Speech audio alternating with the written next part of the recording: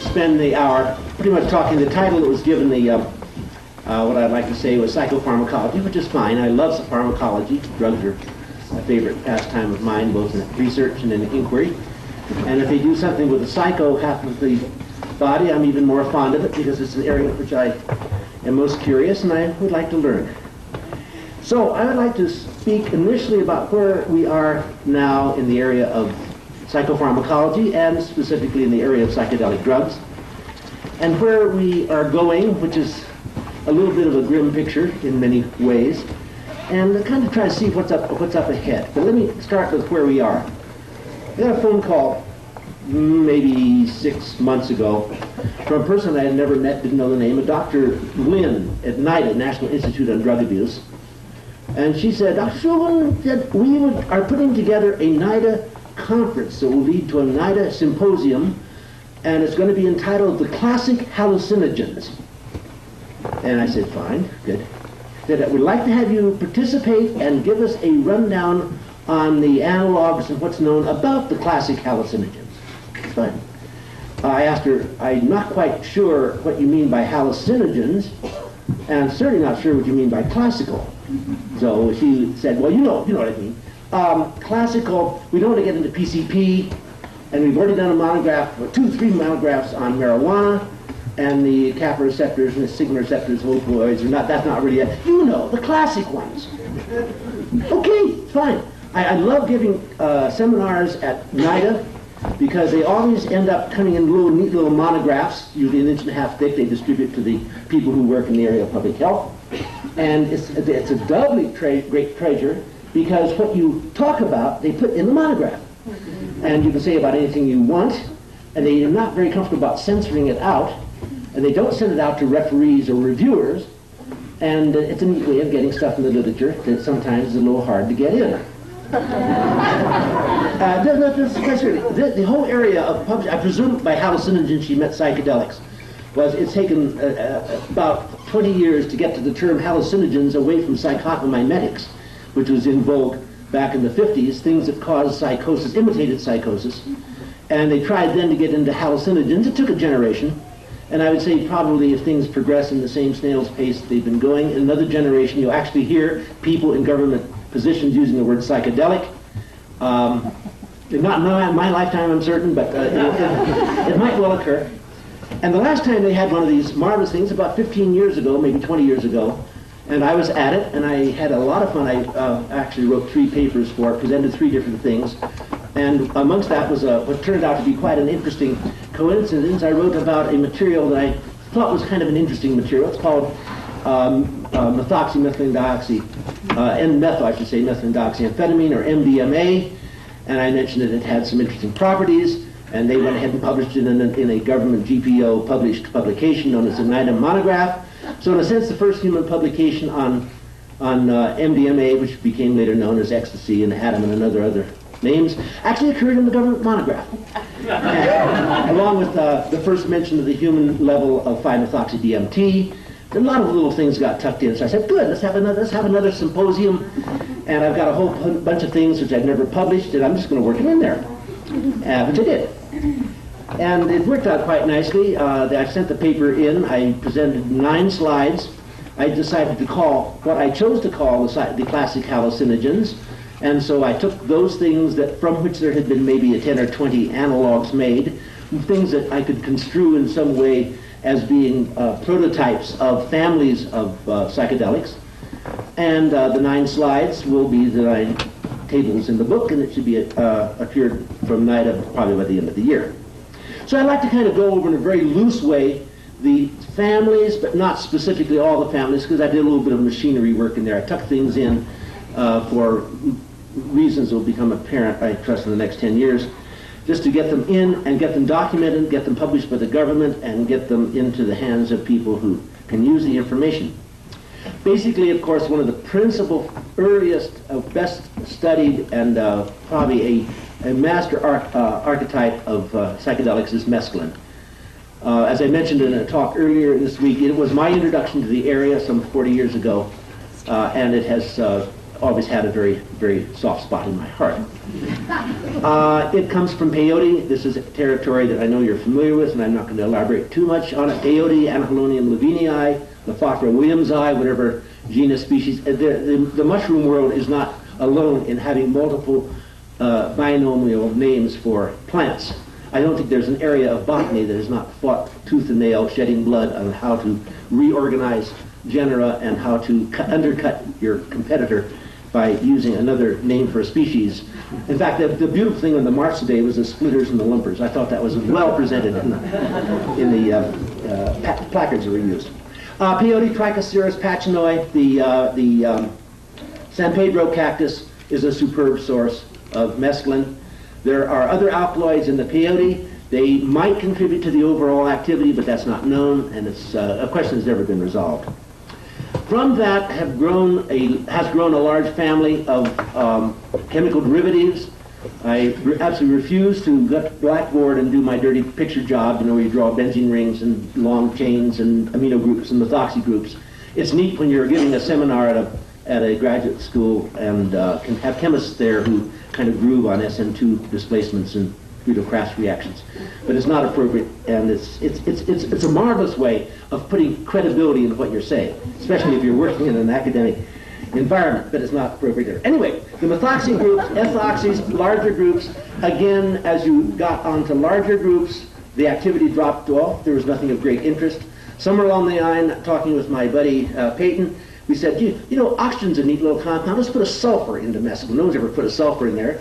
And so we put a sulfur in, and we developed a material, thiomescaline, that was about 20 times more potent, and really not at all the friendly, benign earth softness of mescaline. It was a rather an aggressive thing. Smelled of LSD. It had that little pushiness to it. It's a good, neat thing. And you've got to learn to kind of meet like polar bears. You've got to meet these compounds at a modest distance and establish a rapport early in the interactions. Otherwise, you're going to find yourself walking backwards.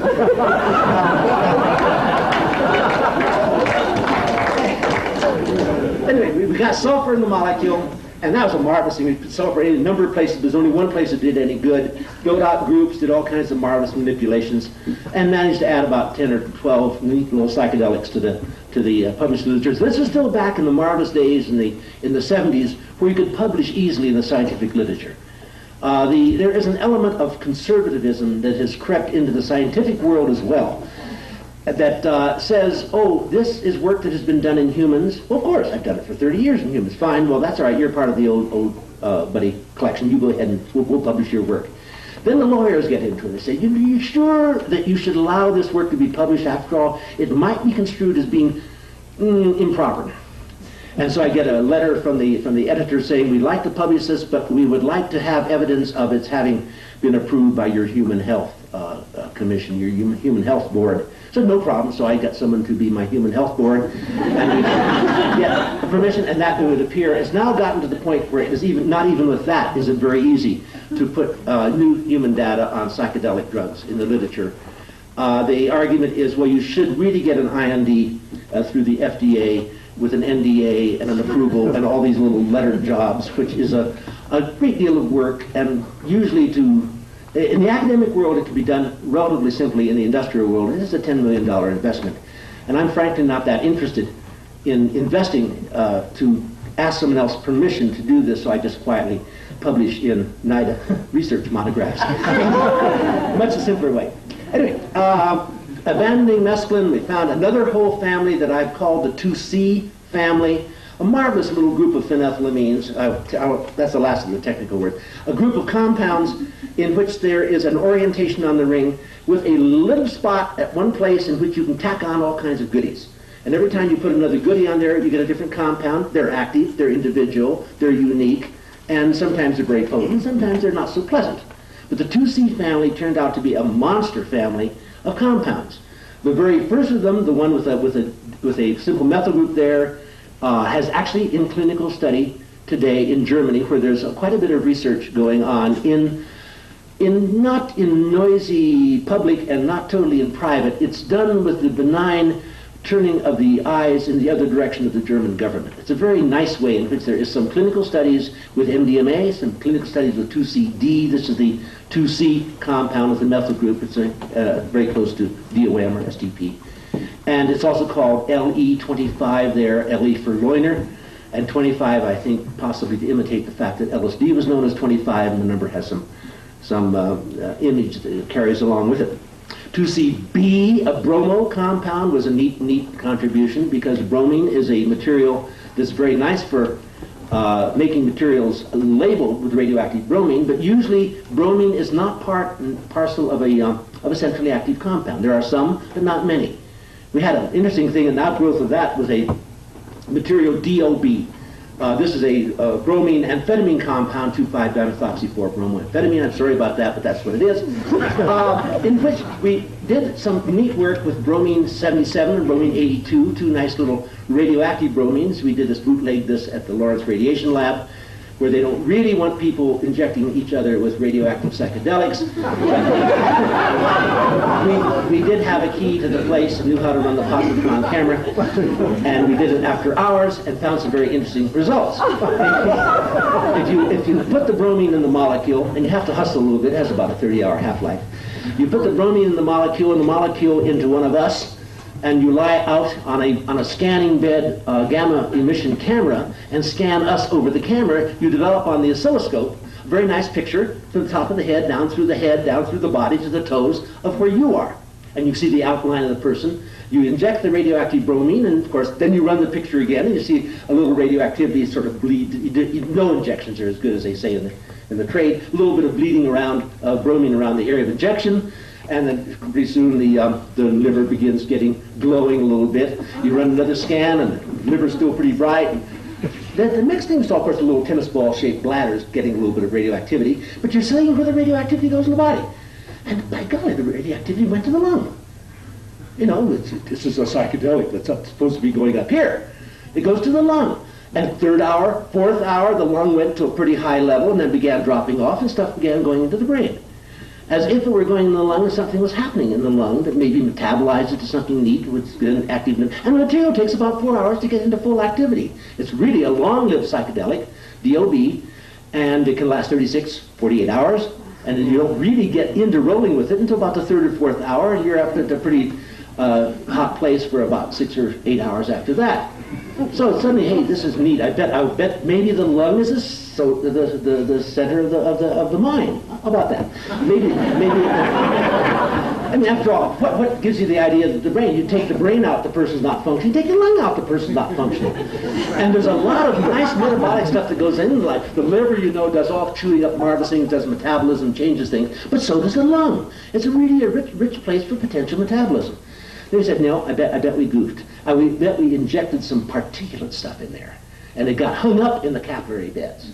So then we made it orally, made the same material again, and 3 days later, I think another person decided to lie in the camera this time, and gave it to the person orally. We knew it hit the liver, but would it also then go to the lung before it went to the head? And it did.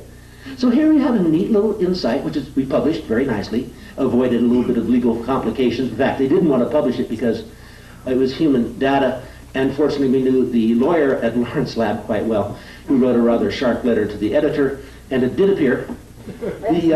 But it's been totally ignored. I think it's an absolutely delightful concept, a psychedelic. Go and you say, okay, you're looking at the radioactivity, the bromine comes off, and that's what you're seeing in the bladder, but you look at it and there's no radioactive bromide ion. So you're seeing something that is associated very tightly with a psychedelic, and it goes into the lung. Isn't it? This nice little throwaway. Anyway, back to 2CB, 2CI, the iodine counterpart, a material even more potent and relatively easy to make. The bromine is by far the easiest to make, but the 2CI is quite easy. And this leads into its 3-carbon counterpart, the amphetamine counterpart, DOI, which turned out to be quite an interesting compound for yet another reason. DOB appeared about I think it published first something like early 1970s. And within a 6-month period, two other groups, myself and 2 other groups independently published DOB and its activities. The other groups in animal, I did it in man. But 3 separate groups came up with that within a few months of one another. I was one and 2 others. I happened to be publishing first. but it was a coincidence. Actually, it was independently discovered by three research groups. The DOI was the obvious outgrowth. I made it immediately to see what it would do. Again, a very potent rascal, 2 milligrams, 1.5 milligrams, total oral dose, and you're out of it for 36 hours. It's kind of a lot of bang for the buck, as they say. All of a sudden, Haight-Ashbury, the summer of love, up comes LSD, up comes DOB, up comes DOI, not DOI, DOB, STP, all these things suddenly came on the street, and the Bureau of Narcotics says, you know, they're not narcotics, they're hippie drugs. And so the government made the FDA into a law enforcement group, and they passed a thing called it's called BDAC, Bureau of Drug Abuse Control Amendments or something. And suddenly the FDA became policemen, and all the psychedelics were put under the hands of the FDA. And so suddenly they had badges and scarves and guns and practice and Rudy Toot Toot and went out raiding laboratories. So you had the FBI, which had a little bit going on. You had the local police, you had the Bureau of Narcotics, you had the FDA, all trying to play their game against the laboratory where they figured something naughty is going on. But they didn't have the authority until they found out what was going on. And so they all kind of came in and got each other's way. It was a little mess. And so they finally dissolved, and they made what they called the Bureau of Narcotics and Dangerous Drugs, BNDD, and that finally got resolved into becoming the DEA, and that's where things are today. But at that time, just at the time of the Haight-Ashbury, these materials were suddenly very, very much prominent, very much talked about, and became very, very illegal. And they were plopped into a category that eventually became the Schedule I category of the Controlled Substance Act in 1970.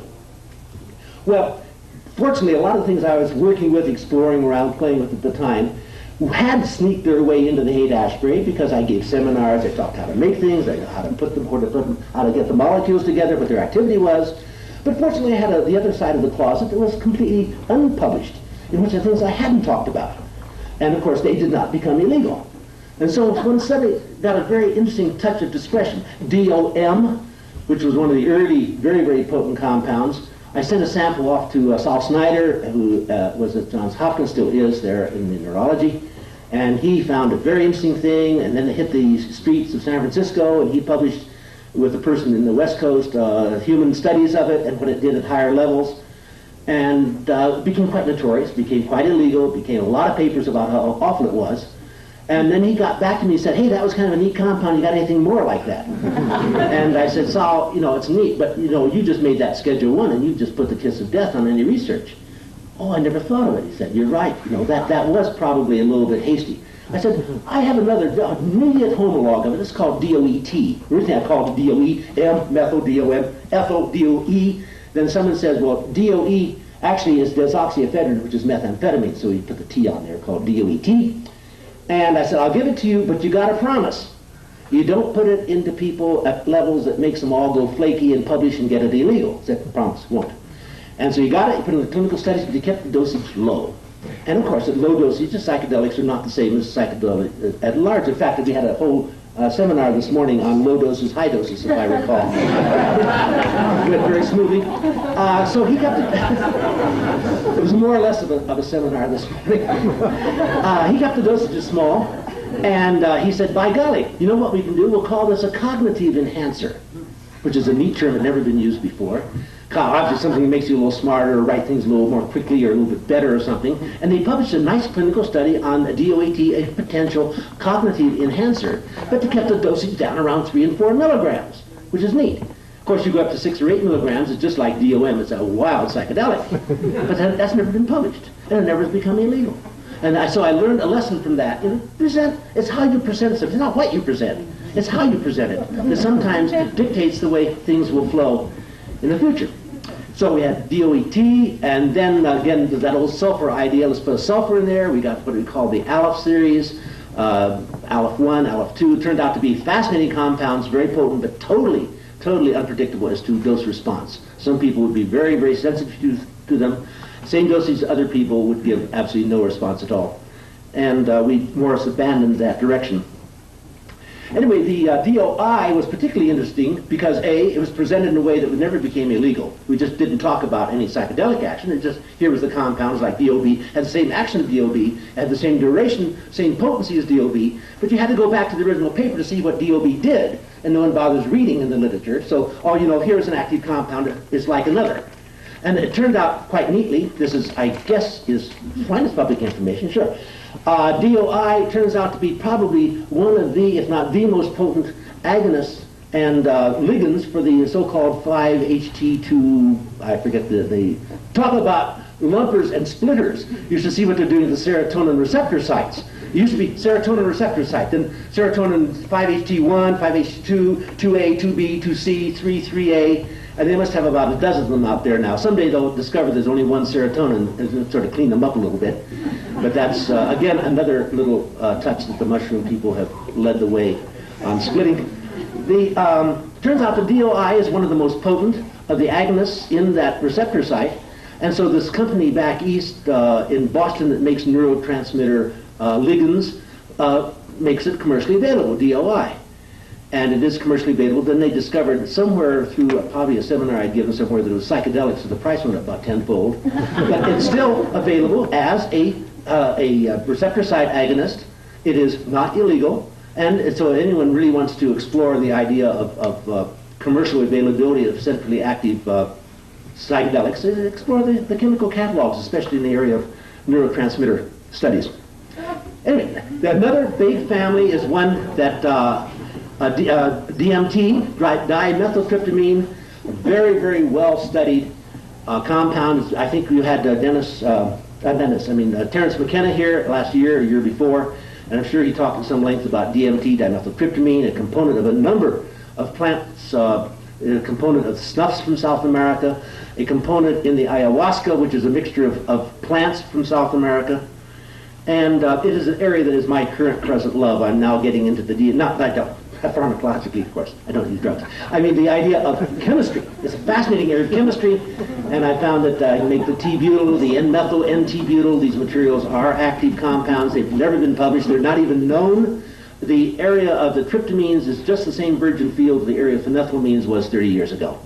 And so I'm really going into this area with a great deal of interest, and it's going to be a treasure house of activities, types of activities, and new compounds. The dimethyltryptamine, diethyltryptamine, they both happen to be Schedule 1s because they're in the wrong place at the wrong time. Dipropyltryptamine is an interesting twilight. It's getting up to the area where activity suddenly becomes oral. You don't have to go totally injection or smoking or parenteral route. You get some activity orally. I got a phone call. I was going to get into where we're going. Okay, I'm going to continue. If it's still raining outside, you're stuck. Okay. I got a phone call from a reporter in New York, and he said, I'm writing a paper on dipropyltryptamine.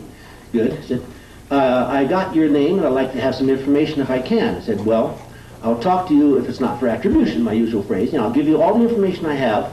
And I said, fine, that's okay by me. It's being used by a church called the Temple of the True Awakening, or something like this, down toward the Battery in New York. I said, that's interesting. Yeah, it's a sacrament. I subsequently have contacted the church, and I have a correspondence going. They are sincere. I mean, they are really the Church of the True Awakening, and the DPT, dipropyltryptamine, is truly their sacrament. And they both smoke it, and they only are smoking orally. And so I told them this is the activity. It's active 100, 120 milligrams. It has some activity orally. You have to go a little bit higher. It's metabolized by deamination, this, that, and the other, a little bit of information. And he said, thank you very much. He's writing down vigorously. And I said, by the way, he said, how did you have to get my name? Why did you ask me? Oh, I was given your name. Okay, by whom? Oh, yes, it was by Zapienza of the DEA. Oh, so it suddenly occurred to me, here is the material. The DEA is fully aware of what's going on. Otherwise, they wouldn't know about it.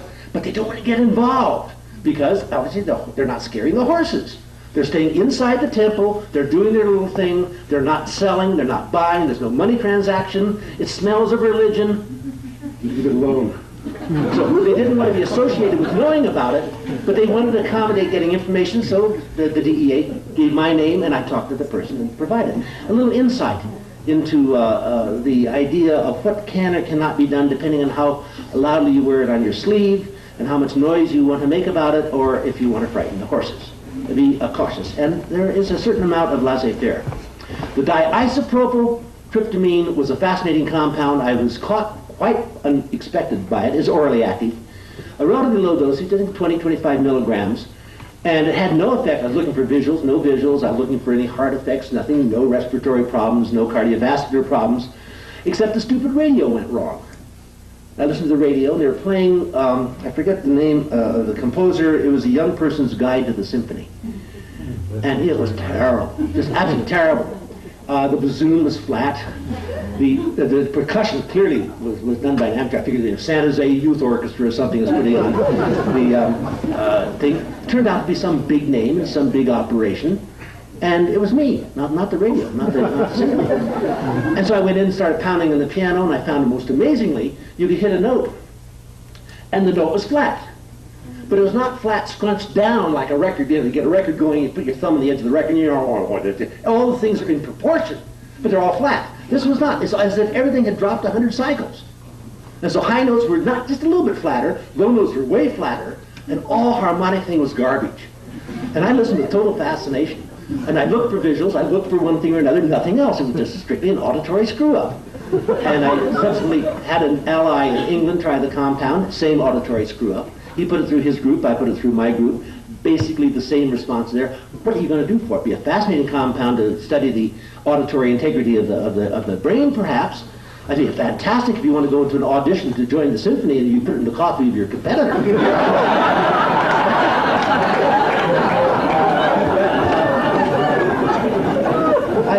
I published it, stuck in one of these little journals that comes out for 2 years, and it reverses its name and comes out. I think it was Communications in Psychopharmacology. It's good for 2 years, and they had some editing problems. They became Psychopharmacology Communications. That lasted for 2 years, and then it disappeared. So these is another way of marvelous tucking stuff away in the literature. You put it in these little, very, very hungry scientific journals. You have no idea the hunger of some of these journals. Every time you turn around, there are 4 more journals in your area that's suddenly coming out. Some professor at the university of something or other who wants to really leave his mark on the world, so he's going to be the prime editor of a new journal. And these things are starved for publication because there's, even though people are publishing as rapidly as they can, there just is not that much trivial work that can be done that can be published on. And so there is a certain hunger. So the new journals automatically get a list of advisory editors. I don't know how many journals I'm an advisory editor of. And you may have an advisory editorial staff of 40 people. And the letters go out, you are now an advisory editor of this. Desperately, we need papers. What are you publishing? Get something in here. Get all your friends to get something in there. And you know the journal may have a half-life of 1.5 years or 2 years. And so you can tuck stuff in there, and it gets published with a little bit of desperation, and the journal disappears. Then you get these letters 10 years later. I'm trying to run a bibliographic search on stuff you've published. I can't find the journals. Well, sure you can't find it. There are $400 or $500 a year subscriptions to the medical centers who stopped subscribing, and the journals went under. It's amazing to see the volume of medical, scientific, technical literature that is totally inaccessible because the journals were so expensive they couldn't be subscribed to by the libraries, and then they went out of business. And where do you find it? Well, maybe you know who the editor was, and he'll have it on his shelf in his office, and you say, hey, Joe, can I get a copy of an article that appeared in your paper some time ago? Anyway, I'm off on a tangent. So anyway, the isopropyl tryptamine was fascinating. I went into the 5-methoxys of these. The 5-methoxy DMT is certainly now becoming very rapidly established as a well-known, well-studied psychedelic. It has been documented as being a component in the venom of the Colorado frog, the Sonora frog. In the toad smoking, I had saw an interesting documentary on frog licking and frog smoking that came out of Australia. Apparently, the toad that is in the Sonora toad is a desert toad. The toad they moved into Australia to take care of the cane, whatever the beetle, I guess it was, turned out to be the Murinus, the wet toad. And they moved it into Australia to get the beetles. Of course, the toads didn't get the beetles because the beetles ate at night and the toads didn't, or the beetles ate at the top of the stalk and the toads didn't. Anyway, all Australia got was another problem. They seem every 15 years to move in a new animal to control an old problem, or have a new animal become a new problem to which they've got to bring in something as a vector to control that. Anyway, the most recent one is the cane toad, and this marvelous film documentary on it showed the toad reproducing and hopping around the eastern northern part of Australia, and dogs dying and kids having marvelous times, and people trying to hit them on the in copulo, if that's the right term, on the highways at night with their cars. It became quite a going sport. And then they had this one brief segment of an obviously long-bearded hippie hair down to here, eyes all wiggled out, with some sort of a television trick so you couldn't identify who it was. And he was commenting on how good the toad venom was. And it came out something like, hey man, it's really good. And that was it for the human documentation of the venom. And so I was not particularly impressed. I wish I had kept the documentary. It was 59 minutes of cars and toads on highways, and 1 minute of a hippie saying, man, that was good. I have every reason to believe, Andy just put out a paper, I saw it just recently and read it, on how perhaps this is an error that has sneaked into the anthropological literature as identification of which bufo does what job. Anyway, the area, of course, of dearest interest to you is the area of the psilocybin, the psilocybe mushrooms, and the other species, other genera that carry the active alkaloids. Again, orally active, present in the molecule as a phosphate ester psilocybin, as the free phenolic, very unstable compound psilocin. The compounds with N-diethyls have been made by Sandoz. They have been given code names. They have been studied in conjunction with psychotherapy, and they have been actively studied in Germany. This is about it for the human studies of psilocybin analogs. It is a wide open field. You have a complete variation possible on the oxygen of the phenol, on the nitrogen of the tryptamine, on the indole ring itself. One could sit down in 10 minutes on a blackboard and write 100 structures, all of which would be potentially active psychedelics, and not one of them has been made or tested in man. If they've been made by Sandoz, they have certainly not published any human data on it. A treasure of an area. I hope to get into it once I get through some of the DMT magic that is yet to be unraveled, but it's an area which could be extraordinarily productive for research. The last of the areas that I mentioned in the NIDA presentation was the area of LSD. LSD has always been held up as being sort of the ultimate, the most potent, the most dramatic of all the materials. I periodically get into discussions with people who say, well, what is the plant it comes in? LSD is not a natural material. It is synthetic. It has to be made from naturally obtained stock, namely the surgic acid stock must come from an ergot or from a morning glory or from some plant source. It can be synthesized, but it's 28 steps with a 0.2% yield, so you don't do it that way. But you can get it quite easily. People say, well, gee, if you can only control, I hear the authorities, if you only control the source of the ergot or ergonovine or ergometrine or whatever it is, we could control LSD. And I remember last time I was at a little meeting, in fact, I'll get a little later into where we're going, which I'll talk about LSD, DEA in San Francisco. But at one outgrowth of that meeting, this is the right time to say it, is the person said, well, if you can control the surgic acid, I said, have you ever heard of claviceps paspali? And he said, oh, you mean purpuri? I said, no, paspali. No. It's a neat little variant of claviceps. In fact, I was talking the other day about a fungi. I don't think I ever got into the marvelous fact that these claviceps things are fantastically easily available. You can go right off to the group in, I think it's in Alabama somewhere, that's a government source of inoculums of various fungi and various bacteria, and you write back them and send them $3 or something for bothering to do it, and they'll send you a slant that will have whatever you want on it, and you get from them the paspali, and you can inoculate a normal broth and get approximately 3 grams per 100 ml of ergot material in about 48 hours of incubation. So there's no question about getting kilogram amounts very willing to take a little time, so you're going to have to bother finding out how it's imported from Czechoslovakia to Italy and smuggled in from Italy to this country. You can do it in your attic, and there is no limitation whatsoever in the quantity of lysergic acid. Actually, you don't get lysergic acid out of the inoculum, you get a propanolamide. But you boil it up in benzene, and that amide comes off, and you end up with lysergic acid. So anyway, this gets up more or less. One thing I was going to say on this that I presented in the NIDA thing, because the human data had never been published.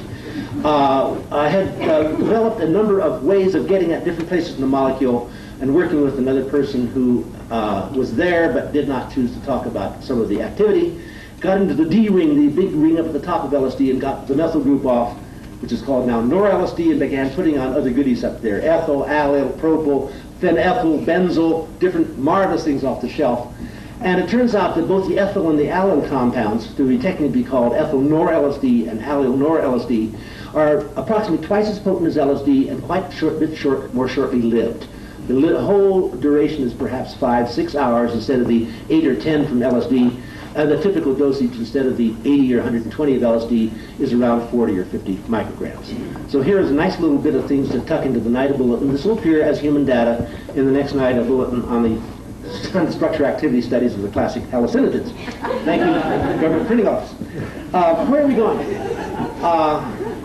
I mentioned LSD in San Francisco. This is a fascinating meeting. This is now more or less not into review of the psychedelics, but kind of a review of some of the little anecdotes of what's going on now to give a flavor of the kind of direction that things might go. I've learned not to try to predict the future, because partly if you, A, predict the future, and it turns out to be along the lines you're thinking about doing things in the future anyway, you come out to be a person sort of self-fulfilling the prophecy, and you become the messenger and you're shot at. So it's easier not to bring the message and let the message evolve and just say what might occur. And I would like to talk about what might occur, but I want to talk about that in the guise of some anecdotes of things I've just recently encountered in what is at present reality. LSD in San Francisco, there was a meeting either December 12th, 13th or December 13th, 14 in San Francisco, hosted by the DEA, law enforcement invited from around the world, and it must have been 125, 150 people there. So I know it must have been around the world because of the names of the people there. I recognize one from Holland, one from Australia, and one from England. And the DEA itself was the host. And I was told I was going to be invited to be present and give a review of the history, the psychiatric use of LSD. And I told my potential informant advisor, who happened to be an intelligence in the DEA, said, have you read my book, Picao, which might turn out to be a little bit of egg on your face if they suddenly discover that I'm also the author of that book, and they say, who invited him here? And you're the one who have to say, I did, and why don't you look at the book first and make sure you still want to invite me or have me invited. He looked at the book, he phoned me about 2 weeks later and said, let's pretend you were never invited, which is a very nice way out of it. I said, the book was offensive then. Oh, the book is fine, that's not it at all. So well, why not invited? Well, it turned out, he said, that intelligence was all for it, but it's compliance. They said, you know, what I might do is be there and engage Bonner, who's the head of the DEA, engage Bonner in a public debate that would be embarrassing. Oh, so I began thinking, embarrassing to who? I mean, I'm not going to get embarrassed. I'm going to engage number 3 law enforcement man in the country in a public thing in an embarrassing debate. Okay, idiot, I'm not going to do that. No. Embarrassing to him? What kind of opinion does the DEA have of their head man? If I, little gray-haired fart, gets in there and says something all of a sudden makes him embarrassed? Not likely. Anyway, so thank you. I'm glad. I just do not go. We're happy. And I got a rundown of what went on in that meeting from a couple of people who served as effective moles and told me what really occurred. And it was really a frightening thing. It was there's a term that you're now getting more and more familiar with. Wait, in 10 years you'll be very familiar with it, known as jihad, the holy war. The DEA is declaring a holy war against LSD. This is the evil drug. This is evil incarnate.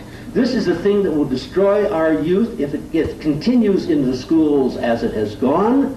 This is a monster. That was not their word. It was like monster. With many tendrils around the world, the head of which is in the San Francisco Bay Area. This is a material I kid you not, I paraphrased, because I don't have the exact words. This is material that once you have taken LSD, the residual molecules linger in the body, and they are stored, not somewhere, specifically right there in the frontal lobes of the brain, and they're stored there indefinitely, and it may be 20 years before they pop out, causing a flashback and psychosis. Actually, if you start figuring out, if you have a normal half-life of a few hours, you figure out how many molecules of LSD linger after a 50 microgram exposure, you don't get 20 years, you don't get 20 days. I mean, the compound is gone. There's no lingering molecule. But this psychiatrist, I can't get the exact pejorative word as an adjective in front of each of the nouns, but let me sort of make up as we go. deluded psychiatrists who are misinformed as to the so-called use of LSD in the conducting of not improper therapy, but something negative. They are actually doing this LSD with their patients as a means of justifying their own addiction. What else came out in there? It came on one thing after another. Oh, San Francisco has one of the greatest homeless problems in the world. And 20 years ago, we had in San Francisco the Summer of Love. Peace children, LSD everywhere. 20 years. What you have now is the residue. You have reaped the harvest of LSD usage, and these homeless, these mentally unstable people are a consequence of LSD use. And on and on. Oh, the underground chemists go out every week into the forests around the Bay Area where they have hidden their stash of their glutamine tartrate. And they bring it back to the laboratory and synthesize just enough LSD to take into the junior high schools and high schools that following week, going out burying their stash again until the following week when they repeat this cycle. Here you have academic heavyweights. UCLA, I won't name, it's improper. Academic heavyweights sitting down there petrified. They were absolutely unable, or they chose not, to raise a voice of protest to this absolute unmitigated horseshit. And it's being bought. And the arguments go such as, we've got the cocaine problem under pretty much of a stable situation now. We know where it comes from, we know how it gets in, and we've got it pretty well stable. So the increase of funds that would be coming from the point of view of pursuing a cocaine importation can be diverted into LSD. So actually, it's a direction that is a true holy war that is developing. Other things in the legal area. I was in a preliminary hearing about one of your favorite little areas, psilocybin. This person was accused of raising psilocybin mushrooms. They call them magic mushrooms for commercial purposes. I mean, if you have mushrooms, obviously you possess them for commercial purposes with intent to sell, intent to distribute, intent to whatever else the charges might be. And I was talking to the lawyer for the defense, the prosecutor there, and the chemist from the prosecutor's side. I was asked, do you know how to tell whether a mushroom is a magic mushroom? Well, you have the disadvantage of sometimes being a little bit honest, and you have to say, well, there are a lot of things that might be misleading. You really have to determine that if there is indeed psilocybin or psilocin inside the mushroom, and at least then you know it would have the property that would fit the requirement you're looking for. The chemist for the prosecution said, that's not at all necessary. I can look through a window from 20 feet and identify them without any error. Not across the I can read it. Oh, no, it's magic mushrooms. I don't care what genus it is. Those are magic mushrooms. And how, asked the attorney who I was there at the invitation of, can you do that with such accuracy? He said, it's very simple. I went to a 3-hour course that was being given by the law enforcement group on how to identify magic mushrooms, and I studied, I took notes, and I've learned I can do it flawlessly. And can you do that, I was asked? I said, no. So I was thrown out, of no value. He is in there as a witness, and the people were prosecuted for raising magic mushrooms, because they were identified through a window across 20 feet of a room, growing over there on the far side of the room. That is a kind of stretching of evidence that's a little bit awkward. When I talked to you about 4 years ago, I gave a kind of a heavy-duty feeling of where things are going in the law enforcement direction. And I'm uncomfortable that some of these things have come to be. The analog drug bill is now in force. There is an analog drug bill that makes it no longer necessary to actually identify by name, submit to the public for consideration, and then get permission to put a material into Schedule 1. Remember, the things that are of no medical utility are by definition of high abuse potential. There is no such thing that is medically unrecognized that is of low abuse potential. It just does not exist in the pharmacopoeia. So now materials will be considered analogs of Schedule 1 or 2 materials if they meet one of 3 criteria. One is if they have a structure that is substantially similar to a Schedule 1 or 2 drug. Nowhere does the law define what's substantially similar.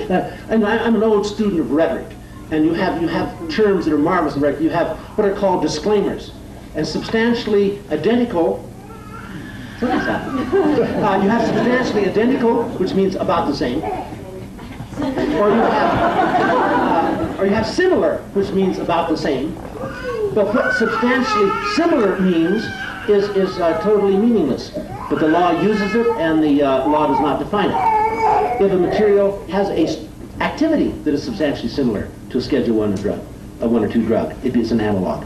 Or if a material is promoted as having an activity equal to or greater than a Schedule 1 or 2 drug, it becomes an analog. And of course, if it is an analog, then any intent to use it in man allows the act to be prosecuted as if the material were a Schedule 1 drug.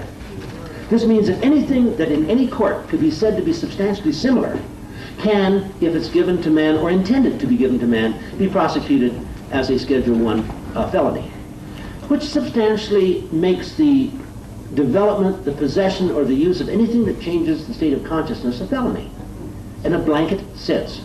The law has been brought to court, it's been challenged, and it has succeeded, has weathered the challenge.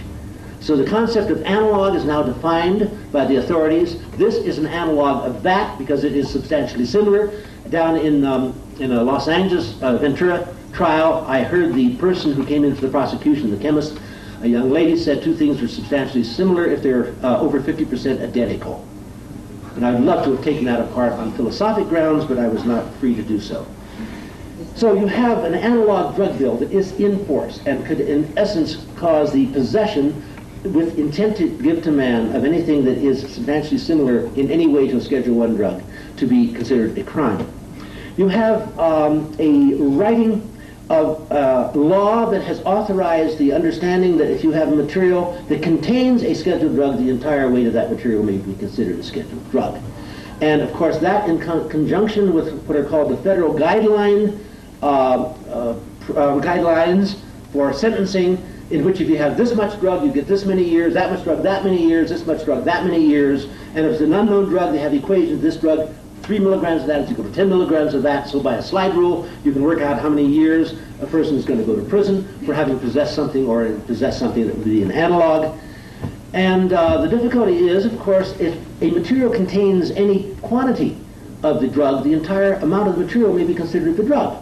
So you drop a little bit of milligram of cocaine on the middle of the garage floor and sweep it up with a kilogram of sawdust. You have a kilogram of cocaine. And you go to prison on that basis. If you have a precursors to make a given drug, the only reason you'd have, say you had a bottle of hydroiodic acid and maybe a little can of red phosphorus. That's enough, say for 5 pounds of red phosphorus and maybe a gallon of HI, that's enough for 15 years in prison. Because you would not possess that unless you're intending to make methamphetamine. And at that quantity of methamphetamine, clearly you're a dealer. And that's enough to put you in prison. You have criminal situations in which the components, as I mentioned, are sufficient to cause a jury to find you guilty. You have civil situations of a much lower criterion. In criminal situations, you must establish guilt beyond a reasonable doubt. In criminal situations, you must establish guilt by a preponderance of evidence. That means over 50%. That means one judge says, I think by and large, more than not, probably he's intending to make a drug. That's all it takes. That's over 50%. A policeman may say, I acted and entered this house on good faith, because as I saw the evidence, I was more certain than not that a crime is being committed. Not a crime, this is civil. That there would be evidence there of a crime having been committed. On good faith. You don't teach a jury that a policeman acted in bad faith very easily. In fact, you have to establish he was either a perjurer or he was reckless, neither being a particularly easy task to convince a jury of. So you have seizures that come out of this. And I think everyone at one point or another has heard his horror story about some seizure that has occurred near him where the car was taken, or the land was taken, or the airplane was taken, because they felt it was bought or it was used in conjunction with the commission of a crime. I know of one specific case. It occurred, this one fellow, having no moderately well, lives up in the area of the gold country in California. He said he came back one time after a busy day, and his neighbor, who happened to be an MD and a photographer, was standing there absolutely in shock, and he came, what's wrong? He said, you should have seen what ran around the corner earlier today. What's that? The authorities came, the county police, the city police, and I don't know, state or feds, you don't know what they are. They came, they went in this house, they dragged out a woman and her child. They threw the child into the police car where he cried for 45 minutes. The woman was handcuffed in the ground. They went in there and dismembered the house. They took everything apart, searching for drugs. It turned out they found no drugs. They de-handcuffed her, gave her child back, and left. And he, being a photographer, photographed the whole operation, and the photograph film was seized. And he was in shock. This person said, "This doesn't happen where I live." He said, "But it did happen." No apology came. The film was never returned. The issue never made the newspaper. End of it. And that was right around the corner from him. And you do occasionally hear about really, really uncomfortable seizures. But these seizures can be taken. Money can be taken from you. If anyone out there has a $10 bill, and maybe it's too early in the thing, a $20 bill in his wallet, and I will give you 9 to 1 odds that I can take that $20 bill, or accept the offer of a loan of the $20 bill, and I'll go out to my auxiliary lab in San Francisco, and I'll show you a demonstration of evidence that has cocaine on it. Because cocaine is on all paper money. It is endemic through our society on paper money. But if I was a policeman, and I had $20,000 in cash on you, and I saw that $20,000, I'd have reason to believe, beyond a reasonable doubt, preponderance of evidence in this case, that it had cocaine on it. I'll seize that money. And you are up shit creek. You can't get it back. Well, you want to get it back? Sue. So you have to put a $100,000 lawsuit to get that money back. I don't have to bring a charge. I don't have to accuse you of any drug crime. I take the money and go. And the money, by the way, gets used in the prosecution of law enforcement. So in essence, it's legalized robbery. And it's not only allowed, it is encouraged in the pursuit on the war on drugs. The scandalous acceptance by a placid bunch of sheep known as the U.S. population of urine testing, of hair testing now, even more so. You look how many people you see going around with ultra-short haircuts. But they don't realize that pubic hair works pretty well too. I haven't checked, maybe they're ultra short in one direction.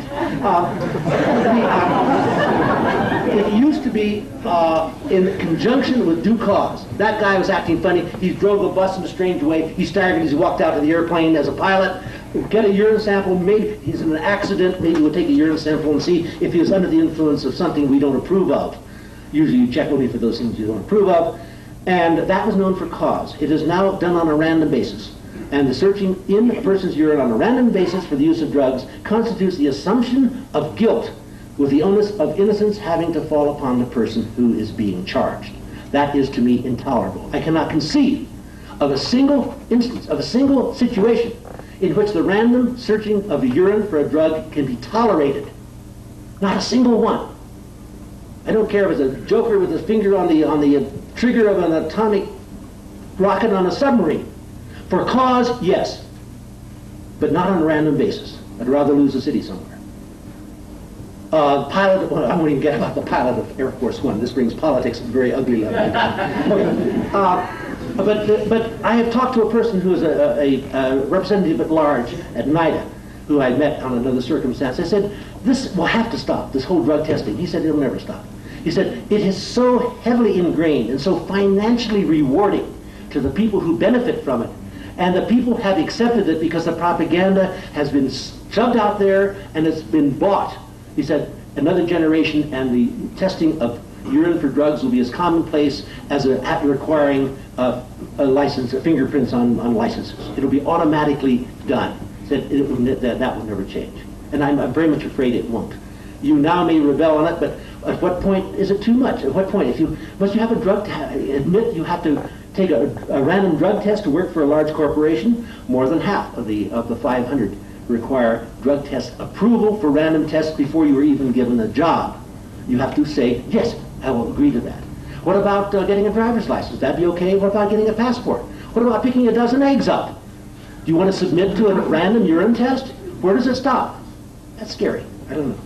So what is up ahead? The drug testing to me is too financially rich a thing. The whole drug situation, the use of drugs that are not approved of, is so beneficial to all levels of government, to all levels of law enforcement, to all levels of behavior control. There's no way I can see that the drug laws will be modified, let alone changed.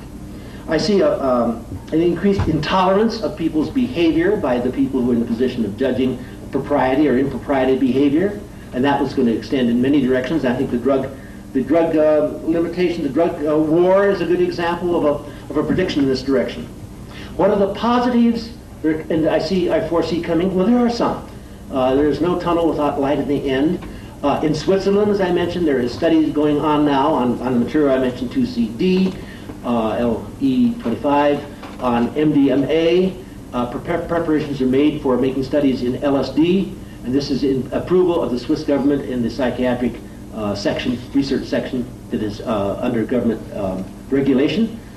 I just got a note from an ally in Rio de Janeiro, an article from O Globo, in which a move has been made, and apparently it will be successful, to remove the laws that inhibit private behavior with drugs, which is a beautiful, beautiful step. And Brazil has its own complications right now at a number of different higher echelon levels, and I don't think this is receiving much publicity because everyone is interested in impeaching Collor as president, and that is the big news, and this sort of slipped in on page 7 of O Globo, but I sent a copy of it. Brazil may be coming out of the dark ages in drug use. Just recently there was a meeting in the FDA in this country in which a new person who inherited one of the IND desks for psychedelic drugs in the FDA said, I got this desk and it's piled full of applications for INDs and psychedelic drugs. Why should it be stacked and be hidden? Let's act upon them. This is an interesting breath of fresh air. And in that pile remember the FDA, after 2 years of manipulation, approved a DMT study for Dr. Rick Strassman in the Southwest. And once it was approved, then everything sort of went smoothly. On the desk now in the FDA, on this desk by this new person who has a little breath of fresh air behind him, there is an application for an MDMA study in San Diego area, an application for psilocybin study by Strassman in the Southwest, and an application of LSD study in the East Coast. They are going to be considered. There may be all kinds of problems, it may be a lot of foot dragging, but they are going to be considered, which is something that would not have occurred some time ago. So this is a possible direction where things might show a bit of light. I can only hope that this will occur. What can be done? Well, obviously, to me, I'm an unremitting optimist. I say what must happen and will happen sometime, perhaps not in our lifetime, but will happen, is that drug laws will be discarded. There's no reason that there should be any drug laws whatsoever, except for those instances in which people who don't have the information to give informed consent, or of an age, or of a education that they could be hurt by that, or driving, or a variety of things where drug laws have their place. To a large measure, the dictation of what you do in private is none of the government's business. And this is a direction in which we must go. How can it be done immediately right now? Well, let me kind of wind up by giving some ideas. I really don't see any reason, I'd love to have someone give me a reason why we have a federal drug law. Every single state has a state drug law. And in almost every state it's a Xerox copy of the federal. You can eliminate the federal drug law. In principle, not lose one bit of control. And doing that, you eliminate $11 billion worth of DEA. And people are going to fight you like fury, disenfranchise me, put me out of work because you have some stupid libertarian idea. No, don't go out of work. We need your experience. Work for the state. Go out there and catch drunk drivers. Go and do this, do that, protect. We need your experience. So work a way of not disenfranchising 8 million agents and people in the DEA. Eliminate the DEA, eliminate federal drug law. You have not lost a bit of control. They say, well, the state has a different point of view. Okay, but the Constitution says that the feds don't do it. The state has that prerogative. So you're not, in essence, you're going in the spirit of the Constitution. I think these directions can be things that can be thought about. And I think a very basic, let me wind up on one basic feeling I have, and that is I believe there is no place in politics for things that deal with public health or with medicine.